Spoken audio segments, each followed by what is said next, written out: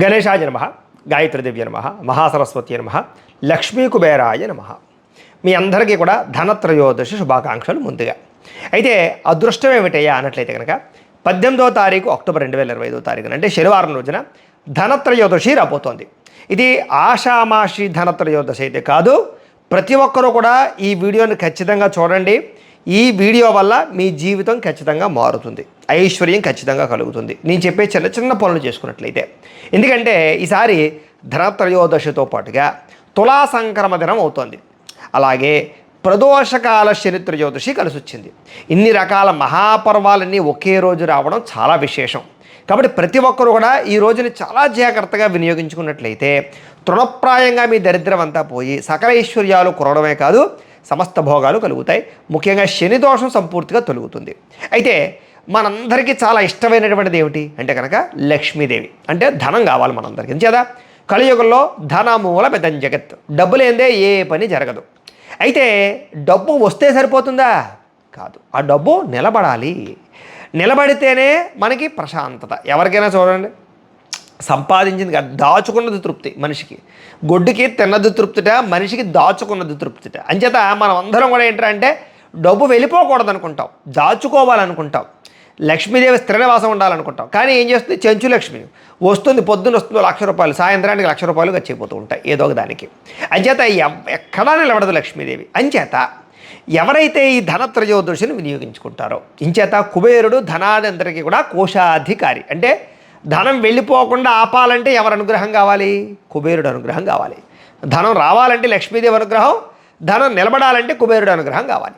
మరి అలాంటి ధనత్రయోదశి రాబోతోంది. మరి దీన్ని మనం వినియోగించుకుంటావా వదిలేసుకుంటావా అంటే ఖచ్చితంగా వినియోగించుకోవాలి.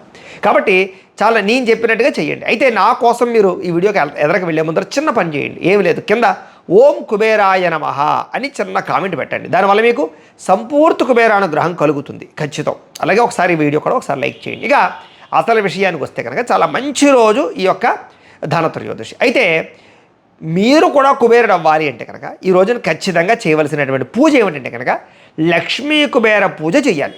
అలాగే కొన్ని విధి విధానాలు ఉన్నాయి, అవన్నీ ఏమిటి ఇప్పుడు చెప్తాం. ముఖ్యంగా ఏంటంటే అసలు కుబేరుడు అంటే ఎవరండి, అసలు కుబేరుని ఎందుకు పూజ చేయాలండి, అలాగే ఏ సమయంలో ఈ లక్ష్మీ కుబేర పూజ చేసుకోవాలండి, ఇలాగే ఇవన్నీ కూడా దీనికి సంబంధించి అనేక సందేహాలు ఉంటాయి కదా, వాటన్నిటికీ కూడా ఇప్పుడు మనం సమాధానం తెలుసుకుందాం. అయితే మనకి పురాణ అంతర్గతంగా చూసుకున్నట్లయితే కనుక సమస్త సిరి సంపదలకి కూడా అధిపతి ఎవరు అంటే కనుక యక్షరాజు. యక్షరాజు అంటే ఎవరు? ఈయన కుబేరుడు. ఈయన ఎవరంటే యక్షరాజు అనమాట, యక్షుడు అనమాట. అంచేత ఈయన ధనాధిపతి అని పిలుస్తూ ఉంటారు. ధనాలన్నిటికీ కూడా అధిపతి. అంతేకాదు ఉత్తర దిక్కు కూడా అధిపతి. అందులో చూడండి మనకి బీరువాలన్నీ కూడా ఉత్తర దిక్కులో పెట్టుకోమని చెప్తూ ఉంటారు. ఈశాన్యము ఉత్తరము కూడా ధనానికి సంబంధించినటువంటి క్షేత్రాలు అనమాట. అంచేత ఉత్తర దిక్కుకి అధిపతి కూడా మహానుభావుడు ఈయనే. అంచేత చాలా గొప్పవాడు. అలాగే నవనిధులకు దాత. నవనిధులు అంటే ఏంటి? పద్మ, మహాపద్మ, శంఖ, మకర, కచ్చప, ముకుంద, అలాగే కొంద, నిలయ, వర్చస, అలాగే కొన్ని రకాల నవనిధులు, 9 రకాల నిధులు ఉంటాయన్నమాట. అంటే నిధులను కాపాడేవాడు అనమాట. నిధులను కాపాడేవాడు కూడా ఈయనే. అంచేత మనకి నిధి నిక్షేపాలు కావాలన్నా ప్రస్తుతం ఏం లేవనుకోండి. అంటే అలాంటి వాటిన్నిటికీ అధిపతి అనమాట వీడు. రక్షకుడు నిధులకి, అంటే డబ్బుకి రక్షకుడు అని అర్థం అనమాట, కాపలాకారి. కాబట్టి చాలా గొప్పవాడు. ఈయన అనుగ్రహం ఉంటే మన నిధులు ఎక్కడికి పోవు, మన బంగారం కానీ మన వస్తువులు కానీ ఎక్కడికి పోవన్నమాట. అంచేత చాలా గొప్పవాడు. ఈయన ఎక్కడ ఉంటాడు అంటే కనుక అలకాపురి, అంటే కైలాసానికి దగ్గరలో ఉంటాడనమాట. కైలాసం దగ్గరలో ఉత్తర దిక్కులో ఉంటాడనమాట. ఈయన ఎలా ఉంటాడండి అంటే కనుక అవలక్షణాలన్నీ ఉంటాయి ఈయనకి. అంటే ఎలా ఉంటాడు అంటే కనుక మరగుజ్జు, బాగా లావుగా ఉంటాడు, పొట్టిగా ఉంటాడు. ఈయనకి 3 కాళ్ళు ఉంటాయట. అలాగే ఒకే కన్ను ఉంటుందిట. చాలా విచిత్రం చూడండి, చూడడానికి చాలా విచిత్రంగా ఉంటాడనమాట. పళ్ళు 8 పళ్ళు ఉంటాయి, పెద్ద పెద్ద పళ్ళు 8 ఉంటాయన్నమాట. ఈ రకమైనటువంటి అలంకారాలతోటి విచిత్రంగా చూడడానికైతే కొంచెం వికారంగా ఉన్నట్టుగానే ఉంటాడు. కానీ చాలా మహానుభావుడు, సామాన్యుడు కాదు ఈయన. ఏం చేద్దంటే మనకి ఇవన్నీ శివపురాణం కానీ, మత్స్యపురాణం కానీ, స్కాంద పురాణం కానీ ఇవన్నీ కూడా మనకి దీంట్లో వివరంగా చెప్పారు. ఈ వినాయకుడు స్వరూపంగానే అలాగే అంత లావుగానే ఉంటాడు ఈయన అని చెప్పేసి అంత విశేషం ఉంది ఈయనకి. అయితే ఈయన్ని ముఖ్యంగా వైశ్రవణుడు అంటారు, అలాగే ముఖ్యంగా యక్షరాజు అంటూ ఉంటారు. అనేక రకాల పేర్లు ఉంటాయి ఈయనకి. ఈయన ఎవరంటే సాక్షాత్తు మన కలియుగ వెంకటేశ్వర స్వామి వారు అంతటి వారికి అప్పు ఇచ్చినటువంటి వాడు కుబేరుడు. అంచేత కుబేరుడి దగ్గర అప్పు తీసుకున్నాడు వెంకటేశ్వర స్వామి వారి వివాహానికి. అంచేత ఇవన్నీ కూడా మనకు పురాణాంతర్గతంగా చెబుతూ ఉంటారు.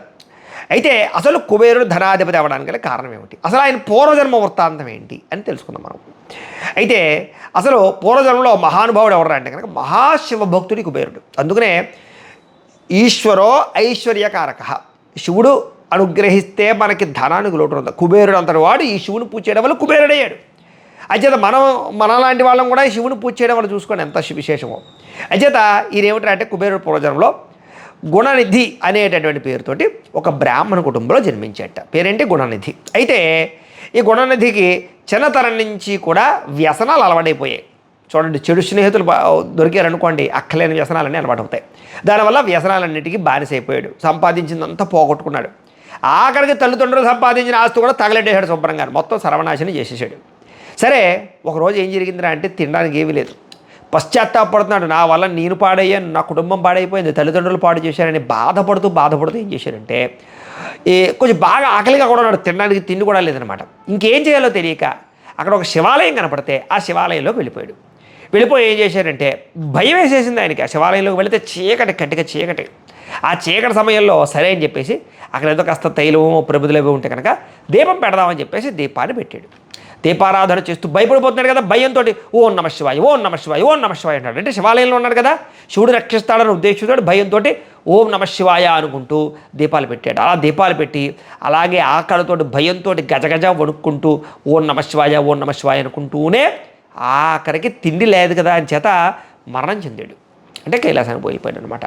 ఎప్పుడైతే ఈ రకంగా శివాలయంలో దీపం వెలిగించి నామస్మరణతోటి శివపంచాక్షర స్మరణతోటి చివరిగా మరణించాడో వెంటనే కైలాసానికి వెళ్ళిపోయాడు. మనమైనా అంతే, చిట్ట క్షణం జీవితాంతో ఎన్ని తప్పులు చేసినా చిట్ట క్షణంలో ఓం నమ శివాయ అంటూ మరణించామంటే చాలు కైలాసానికి పోతాం. అదొక విశేషం. అందుకని అంత్యబంధు నామస్మరణ చేయాలి. సరే, ఎప్పుడైతే కైలాసానికి వెళ్ళిపోయాడో అక్కడ చాలా అద్భుతమైనటువంటి శివానుగ్రహం కలిగింది. సరే, ఆ కారణం చేత మళ్ళా తరువాత జన్మలో ఏంటంటే కనుక వైశ్రవణుడిగా జన్మావతారాన్ని ఎత్తాడు. అంటే వైశ్రవుడిగా జన్మావతారాన్ని ఎత్తడం గల కారణం కూడా ఏంటంటే కనుక ఈయన తండ్రి అవడం అంటే కనుక విశ్రవసుడును ఇలవి అనేటటువంటి వాళ్ళిద్దరికీ కూడా జన్మించాడు అనమాట. అంచేత వైశ్రవుడు అన్నాడు. కుబేరాయ వైశ్రవణాయ మహారాజాయ నమః అని మనం మంత్రపుష్పంలో చెప్పుకుంటాం చూసారా. అంచేత ఆ వైశ్రవుడు అనమాట కుబేరుడు. ఆ రకంగా వైశ్రవుడిగా అవతారాన్ని ఎత్తాడు, లేదా జన్మెత్తాడు అనమాట, మంచి జన్మగా. అయితే ఈ తండ్రి ఉన్నాడు కదా, ఎవడు మామూలుగా విశ్రవసుడు. ఈ విశ్రవసుడికి ఇంకొక పెళ్లి జరిగింది, రెండో భార్య ఉంది. ఆ రెండో భార్య పిల్లలు ఎవడరా అంటే కనుక రావణుడు, కుంభకర్ణుడు, విభీషణుడు, వీళ్ళందరూ రెండో భార్య కుమారుడు అనమాట. అంటే తండ్రి ఒకటే ఎవరికి? కుబేరుడికి, రావణుడికి, అలాగే కుంభకర్ణుడికి, విభీషణుడికి తండ్రి ఒకటే, తల్లులు వేరనమాట. అంచేత ఈ రకంగా జన్మించాడు అనమాట. వాళ్ళకి జన్మించిన తర్వాత సరే ఎలాగైతేనే పూర్వజన్మ జ్ఞానం వల్ల చక్కని శివభక్తి ఏర్పడింది. శివుడి కోసం విపరీతంగా తపస్సు చేయడం ప్రారంభం చేశాడు. ముఖ్యంగా కాశీనగరానికి వెళ్ళిపోయాడు. కాశీనగరానికి వెళ్ళిపోయి అక్కడ చక్కని ఆలయం కట్టుకుని శివుడిని ప్రతిష్ఠ చేసి విశేషంగా శివుడి కోసం ఘోరమైనటువంటి తపస్సు చేశాడు అనమాట. సరే, ఈ రకంగా తపస్సు చేసిన కారణం చేత శివుడు అనుగ్రహించి ఏం చేశాడు అంటే కనుక కుబేరుడి యొక్క తపస్సుకు మెచ్చి శివుడు సాక్షాత్తు సంపదలన్నింటికీ కూడా నిన్ను కోశాధికారిని చేస్తున్నాను అని చెప్పేసి సంపదలన్నింటికీ కూడా అధిపతిగా చేసి పడేశాడు. అంతే, ఉత్తర దిక్కు కూడా అధిపతిగా చేసి పడేశాడు. సరే, అక్కడతోటి విపరీతమైనటువంటి సంపద ఐశ్వర్యం బాగా పెరిగిపోయింది. పెరిగిపోవడంతో చక్కగా కుబేరుడు ఈ అద్భుతమైనటువంటి నగరాన్ని నిర్మాణం చేసుకున్నాడు. దాని పేరే లంకా నగరం. మనందరికీ తెలుసు రావణలంక. రావణలంక గొప్పగా అద్భుతంగా నిర్మాణం చేశాడు. సరే, కొంతకాలానికి రావణుడు కూడా ఘోరంగా విపరీతంగా తపస్సు చేసేసాడు. తపస్సు చేసేసి శివుడిని మెప్పించి అనేక రకాల వరాలన్నీ పొందేయడం చేత విపరీతమైన శక్తి వచ్చేసింది. ఆ శక్తి రావడం వల్ల కుబేరుడితో యుద్ధానికి వెళ్ళాడు. కుబేరుడితో యుద్ధానికి వచ్చి మొత్తం మీద ఎలాగైతేనే ఆ లంకా నగరాలంతటినీ స్వాధీనం చేసేసుకున్నాడు రావణుడు, దుర్మార్గుడు. సరే, కుబేరుడు ఇంక ఏమి చేసేది లేక ఓడిపోయి సరే ఆ లంకా నగరానికి రావణుడు ఇచ్చేశాడు. సరే, ఇంక ఇక్కడ ఉండకూడదురా బాబు అని చెప్పేసి మనకి కైలాసం దగ్గర ఉండేటటువంటి అలకాపురికి వెళ్ళిపోయాడు. తన రాజధానిని అక్కడగా మార్చుకున్నాడు అలకాపురిని. ఈ రకంగా కుబేరుడు యొక్క వృత్తాంతం అంతా ఇదనమాట. ఇంత శక్తి ఉంది కుబేరుడు యొక్క వ్యవహారం. అయితే ఈ ధనత్రయోదశి రోజున, దీన్నే ధన్తేరస్ అంటూ ఉంటారు నార్త్ ఇండియాలో అయితే కనుక, ఈ ధనత్రయోదశి రోజున పాటించవలసినటువంటి ముఖ్యమైనటువంటి విధి విధానాలు ఏమిటి అన్నట్లయితే కనుక ధనత్రయోదశి రోజున ముఖ్యంగా మనకి ఈ దీపావళి పండుగలో మొట్టమొదటి పండుగ అంటారు దీన్ని. దీపావళి అంటే 5 రోజుల పండుగ, అందులో మొట్టమొదటి పండుగనే ధనత్రయోదశిగా భావిస్తూ ఉంటారు. ఈ రోజున సంపదలకు దేవత అయినటువంటి లక్ష్మీదేవిని, సిరి సంపదలకు అధిపతి అయినటువంటి కుబేరుణ్ణి, ఆరోగ్యాన్ని ప్రసాదించేటటువంటి ధన్వంతరిని 3 రకాలుగా పూజించాలి. అంటే కుబేరుడు, లక్ష్మీదేవి, ధన్వంతరి ముగ్గురిని కలిపి పూజించాలి అని విశేషం. అయితే ఎప్పుడైతే ఈ రకంగా పూజిస్తారో వాళ్ళకి అకాల మృత్యువులన్నింటి నుంచి కూడా తప్పించుకోగలుగుతారు. అలాగే యమధర్మరాజుకి సంబంధించి ఉద్దేశించి యమదీపం కూడా వెలిగించాలి. ఈరోజు వెలిగించినట్లయితే కనుక దానివల్ల విశేష యమధర్మరాజు అనుగ్రహం కలిగి మనకు మృత్యుగండాలన్నీ కూడా పోతాయి. అయితే ముఖ్యంగా ఈ రోజుకుండే విశేషం ఏంటంటే శుచి శుభ్రత. ముఖ్యంగా ఇంటిని అంతా శుభ్రంగా తుడిచేయాలి, శుభ్రంగా కడిగేయాలి, అలాగే ముగ్గులు పెట్టాలి, మనం కూడా శుభ్రంగా స్నానం చేయాలి, కొత్త వస్త్రాలు ధరించాలి, చాలా ఆనందంగా సంతోషంగా కనపడాలి. ఎందుకంటే సంతోషంగా ఉంటేనే లక్ష్మీదేవి ఇంట్లోకి వస్తుంది. అలాగే లక్ష్మీదేవి ఇంట్లోకి వస్తున్నట్టుగా పాదముద్రలు ఏదైనా పాదాలు ఉంటే కనుక పాదాలు వేయడం, సాక్షాత్ అమ్మవారు వస్తున్నట్టుగా. అలాగే ముఖ్యంగా ఇంట్లో లక్ష్మీ కుబేర సహిత ధన్వంతరి పూజ చేసుకోవాలి. అందుకనే మీకోసమే మేము ఏం చేసామంటే, మీకు పూజలు దొరకకపోయినా, పూజ ఎలా చేసుకోవాలో తెలియకపోయినా, ఇతర దేశాల్లో ఉన్నప్పుడు ఇబ్బంది పడకుండా ఈ లక్ష్మీ కుబేర పూజ ఎలా చేసుకోవాలో దానికి సంబంధించినటువంటి పూజా విధానం అంతా కూడా మీకు వీడియోగా తయారు చేసి, దానికి సంబంధించినటువంటి పూర్తి వీడియో లింక్ కూడా మీకు కింద డిస్క్రిప్షన్లో ఇవ్వడం జరిగింది. కాబట్టి చక్కగా మీరు ఏం చేస్తారంటే, ఆ లింక్ మీద మీరు క్లిక్ చేసినట్లయితే మీకు ఈ యొక్క లక్ష్మీ పూజ, ధన్వంతరి పూజ, ఈ లక్ష్మీ కుబేర పూజ వస్తుంది. చక్కగా మీ ఇంట్లో మీరు భక్తి శ్రద్ధలతో లక్ష్మీ కుబేర పూజ చేసుకుంటేట్లయితే మీకు చూద్దరు. కానీ ఈ పూజ చేసిన తర్వాత మీ జీవితం ఎలా మలుపు తిరుగుతుందో, ఐశ్వర్యానికి అయితే లోటు ఉండదు, రావాల్సిన డబ్బులన్నీ వస్తాయి, మొండి బాకాయలు రుసులైపోతాయి, అప్పుల బాధలు పోతాయి, రుణ బాధలు పోతాయి, ఇంకా మీ జీవితంలో ధనానికి అయితే లోటు ఉండదు. కానీ భక్తి శ్రద్ధగా చేయాలి, విశ్వాసంతో చేయాలి, అది ముఖ్యం. ఎందుకంటే ఇలా చేసిన వాళ్ళు ఎంతోమంది జీవితాల్లో మార్పు మనం గమనించాం, అంత విశేషం. కాబట్టి ఖచ్చితంగా లక్ష్మీ కుబేర పూజ అనేటటువంటి చేయాలి. అలాగే బంగారపు ఆభరణాలు కానీ, వెండి నాణాలు కానీ, వెండి ఆభరణాలు కానీ, ఇవన్నీ కూడా అమ్మవారి దగ్గర పెట్టి పూజ చేయాలి. అంచేత అంత విశేషం. ఎందుకంటే నిధులన్నిటికీ కూడా అధిపతి కదా, అంచేత వాటిని స్వామివారికి అర్పణ చేయాలన్నమాట. అలాగే లక్ష్మీదేవుడి యొక్క విగ్రహాన్ని, కుబేరుడు అలాగే ధనవంతరి విగ్రహాలు పెట్టుకుని చక్కగా షోడశోపచార పద్ధతిలో పూజా ఉపచారాలన్నీ కూడా చేయాలయ్యా. ముఖ్యంగా నైవేద్యం, ఏమి నైవేద్యం పెట్టాలి అన్నట్లయితే కనుక బెల్లం పొంగలి, లేదా చక్కెర పొంగల్ కానీ, లేదా అన్నం పరమాణం కానీ, ముఖ్యంగా తీపి పదార్థాలు నైవేద్యం పెట్టాలి అని విశేషం. కాబట్టి ఈ రకంగా నైవేద్యాలు పెట్టాలి. పూజానంతరం, పూజ అయిపోయిన తర్వాత ఏం చేయాలండి అంటే కనుక ముఖ్యంగా రాత్రి సమయంలో యమదీపం ఖచ్చితంగా పెట్టాలి. ఎందుకంటే ధనత్రయోదశి సాయంకాలం అంటే రాత్రి సమయంలో యమధర్మరాజును ప్రసన్నం చేసుకోవాలన్నమాట. ప్రసన్నం చేసుకోవడం వల్ల మనకు ఉండేటటువంటి సమస్త యమపరమైనటువంటి నరక బాధలన్నీ తొలుగుతాయి, మన పితరులకి మనకి కూడాను. అంచేత ముఖ్యంగా 4 దిక్కుల దీపాలు పెట్టమన్నారు. అసలు 4 దిక్కులా పెట్టాలి, లేదా కనీసం మనకి దక్షిణ దిక్కునైనా వెలిగించి దీపం పెట్టినట్లయితే కనుక చాలా విశేషం. అందుకని ఆ దీపంలో కూడా నువ్వులు కానీ లేకపోతే ఆవాలు కానీ వేసి దీపం పెట్టాలి అని విశేషం. ఆ రంగా దీపాలు పెట్టడం వల్ల మనకుండే మృత్యుగండాలు తొలుగుతాయి. ఏదైనా సడన్గా యాక్సిడెంట్లు అయి ప్రమాదాలు అవ్వడం కానీ, హార్ట్ అటాకులు రావడం కానీ, సడన్ డెత్కి సంబంధించినటువంటి ప్రమాదాలన్నీ తప్పేటటువంటి విశేషం ఈ రోజున యమదీపం పెట్టడం వల్ల ఉంటుంది. కాబట్టి అంత విశేషం. కాబట్టి ఖచ్చితంగా యమదీపం అందరూ పెట్టాలి. పెట్టడం వల్ల యమ నరక బాధల నుంచి కూడా మనం బయటపడతాము భవిష్యత్తులో అని విశేషం. అలాగే ఈరోజు అందరూ కొత్త వస్తువులు ఎక్కువ కొనుగోలు చేసుకుంటూ ఉంటారు. ముఖ్యంగా బంగారాన్ని, లోహాలని, పాత్రని, రాగిని, వెండిని, వీటన్నిటిని కూడా కొనుక్కుంటూ ఉంటారు. కారణం ఏంటంటే అవన్నీ కూడా లక్ష్మీ స్వరూపం కాబట్టి, ముఖ్యంగా బంగారం లక్ష్మీ స్వరూపం కాబట్టి అంచేత వాటన్నింటిని కూడా కొనుక్కుని అమ్మవారి దగ్గర పెట్టడం అనేది కూడా చాలా విశేషం. ఇలా చేయడం వల్ల లక్ష్మీదేవిది, కుబేరుడిది, ధనవంతరిది యొక్క అనుగ్రహం కలిగి మనకు ఆయురారోగ్య ఐశ్వర్యాలు కలిగి సమస్త సంపదలు నెలవుంటాయి అని ప్రసిద్ధి. అంత విశేషం ఈ యొక్క ధనత్రయోదశికి సంబంధించినటువంటి విశేషం. కాబట్టి మీరందరూ కూడా ఖచ్చితంగా ఈ ధనత్రయోదశిని జరుపుకుని తీరండి.